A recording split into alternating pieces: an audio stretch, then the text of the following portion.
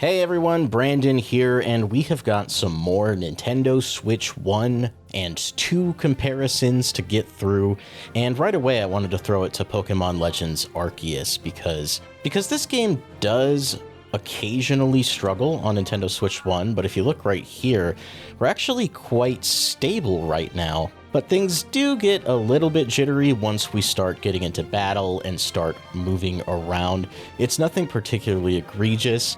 This game actually performs pretty well, all things considered. But then once we hop over to Nintendo Switch 2, it's basically just a flat 30 frames per second. Pretty much no noticeable dips anywhere, and that's great. I think this is promising news, especially for Pokemon Legends ZA, which appears to be running at 60 frames per second locked on Nintendo Switch 2. Hopefully this game eventually gets a free update, which will uncap the frame rate to 60 and maybe increase that resolution. This game deserves it. It's one of my favorite Pokemon games, and I'd love to see it in its, I guess, definitive state. But that's really not the most interesting part of what happens here with Arceus. If we compare loading times, Nintendo Switch 2 gets ahead of Arceus by about 2 seconds going from Jubilife Village to one of the open areas. It's not an extreme increase, but every second does count and it does feel nice. Later on, as we get through the video, you're going to start seeing some loading times that are particularly egregious. Moving on, we've got Bomb Rush Cyberfunk, which has two modes, actually. It has a Unleash the Beast mode, which is mostly 60 frames per second on Nintendo Switch 1. Naturally, it's still 60 frames per second on Nintendo Switch 2. However, any drops that you would have seen on the Switch 1 version seem to have been completely done away with.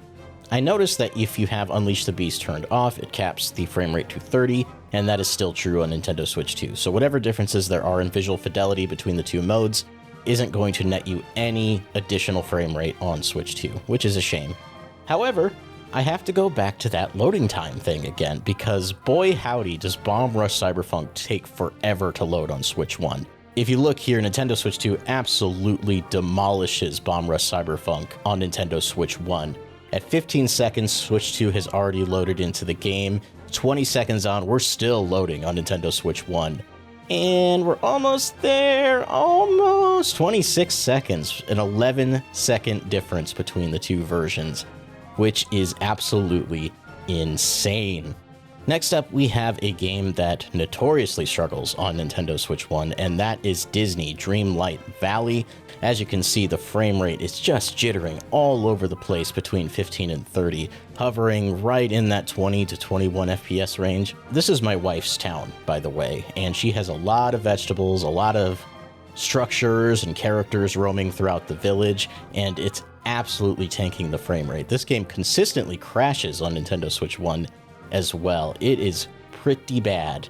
But fortunately, if we hop on over to the Switch 2, we're at a dang near rock solid 30 FPS. The game still jitters, as you can see here, fluctuating between 29 and 30 and even bumping up to 31 occasionally. But it's not nearly as vomit-inducing as it is on Switch 1. Switch 1 actually gave me motion sickness when trying to record footage for this. That doesn't typically happen to me with lower frame rates, but it's pretty egregious on Switch 1. So happy to see that here. Another way that Dreamlight Valley has improved on Nintendo Switch 2, again, comes down to the loading times, and I don't think you guys are ready for this one. Nintendo Switch 2 loads Dreamlight Valley in just about 54 seconds, which seems like a long time. And that's because it is. Nearly a minute load is pretty bad. And again, this is my wife's village, so it's probably taking longer to load. There's a lot more to load. But Nintendo Switch 1 just takes forever. We're at a minute and 45, and we're still going. A minute 47 seconds for Switch 1 to load Disney Dreamlight Valley. That's absolutely horrendous. Thankfully, the folks making Dreamlight Valley have said that they are working on a Nintendo Switch 2 edition. Hopefully that'll get the load times even faster, as well as uncapping the frame rate, hopefully getting to 60 and fixing the issues with crashing on Nintendo Switch. I haven't experienced any crashing on Switch 2, but I imagine if you just keep loading up your village with stuff, eventually it'll probably happen, but I don't have any evidence of that as of yet. One game that took me by surprise recently was Hello Kitty Island Adventure, which is a really neat blend of games like Breath of the Wild and Animal Crossing. And it runs okay on Nintendo Switch 1. It targets 30 FPS and it usually hits it, but it's very, very inconsistent. Constantly fluttering between, like 25 to 30 FPS. It never gets super bad. Sometimes the game will like stop outright as it continues to load, areas of the map. But on Nintendo Switch 2, it's pretty much a flatline 30, which again, is super great to see. This is another game that could really use an update or an upgrade to uncap the frame rate and get us to 60 FPS. And as has been common with this video, we're going to have to talk about loading times. Disney Dreamlight Valley is far and away the worst loading experience I've had in this video, but Hello Kitty Island Adventure does get kind of close. Looking at it, Nintendo Switch 2 finishes loading at about 25 seconds. But again, Switch 1 is just lagging behind horribly, taking up to 57 seconds to finally load in. So more than double, which is an insane extra amount of time to have to wait. Those of you on consoles like PS5 or even on your PC probably don't remember load times like this. But those of us playing Switch 1 were stuck with them, and they were really bad. But yet again, this is a game I think that would really benefit from an update just to get us up to 60 FPS.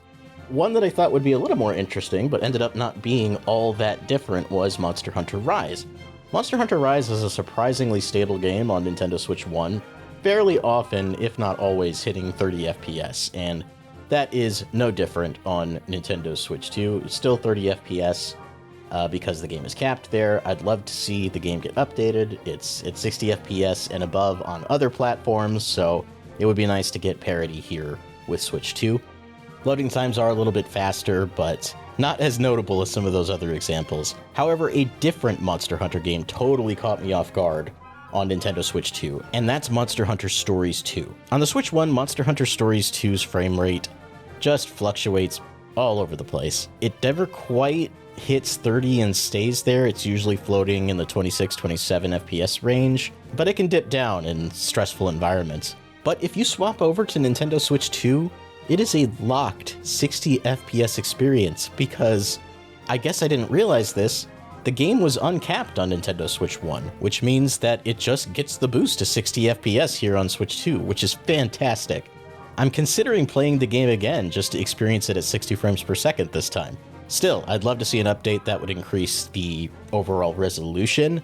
That would just be the icing on the cake in this situation. Another Capcom game that you would think would run better on Switch 1, but it really doesn't, is Resident Evil 5. I did some Resident Evil 5 co-op with John, and I was really shocked at the results here. It floats around 30 FPS, again, just wildly inconsistent. It can drop pretty low depending on what happens, but overall, it's just not very steady, and it doesn't feel very good because of it. However, on Nintendo Switch 2, locked 60 frames per second. Completely flat, no juddering, no jittering, perfect and beautiful. I still don't really understand why this game didn't run at 60 FPS on Switch 1, but I'm glad it does on Nintendo Switch 2. A game you've probably forgotten about is Starlink Battle for Atlas. This is the Ubisoft space adventure game that included Star Fox and crew on the Nintendo Switch version. And the game runs okay. It targets 30 frames per second, and it gets there most of the time, but it's, again, pretty inconsistent. It doesn't just solidly stay at 30 FPS like you would hope it would. That said, when going from outer space to a planet, it is surprisingly stable, and I did not expect that when revisiting it on Nintendo Switch 1. If we move on over to Switch 2, again, it's just a flatline 30 FPS because the game is capped as such. Another shame, I wish that this game was uncapped to 60 FPS because the Switch version, as I mentioned before, is the only one with Star Fox in it, so we're just stuck with 30 frames per second with good old Fox McCloud here, and that's a bit of a shame. The frame rate in combat can actually vary quite a bit more on Nintendo Switch 1. And again, if we look over at Nintendo Switch 2, the frame rate is pretty much locked at 30 frames per second. Nothing to worry about there. So another great improvement, but still just kind of stuck because we don't have an upgrade available for the game. So this last one's a little bit of an odd duck, but I wanted to try it out because I think this game looks terrible, visually speaking, but I like playing it because I like Wheel of Fortune. And on Nintendo Switch 1, the frame rate is just all over the dang place, constantly fluctuating between 30 and 40 frames per second, upwards of 45 FPS. But I think I would have just rather the frame rate had been capped at 30 FPS. But if we head on over to Nintendo Switch 2, because the frame rate was uncapped, we get a rock-solid 60 frames per second, and you can see how ugly this game looks in all of its glory. And it really is ugly, and I cannot stress that enough. Stiff animations, weird voiceovers, but you know what? That plays out just like the actual show, so I guess it does what it aims to achieve, but yeah. And last but not least, at least depending on how you look at it, we have Metroid Dread. And Metroid Dread doesn't really suffer in the frame rate department, but we were curious if loading times would be faster. And the answer is yes, but really not by that much. The Nintendo Switch falls just shy of keeping up with Nintendo Switch 2. It's almost negligible, but it is faster. Part of me wonders if there is a minimum amount of time that the game needs to see the loading screen, because there is an animation involved. You do see Samus riding the capsule from place to place, or the train in some cases, but again, it's not really a huge difference. It is faster on Switch 2, but nothing to write home about. And that's going to do it for these 10 Nintendo Switch games running on Nintendo Switch 2. Let us know in the comments below what games you want to see. We have another one of these in the works already, but let us know in case there are some that we missed. But until then, keep the games good and the vibes greater. Bye now.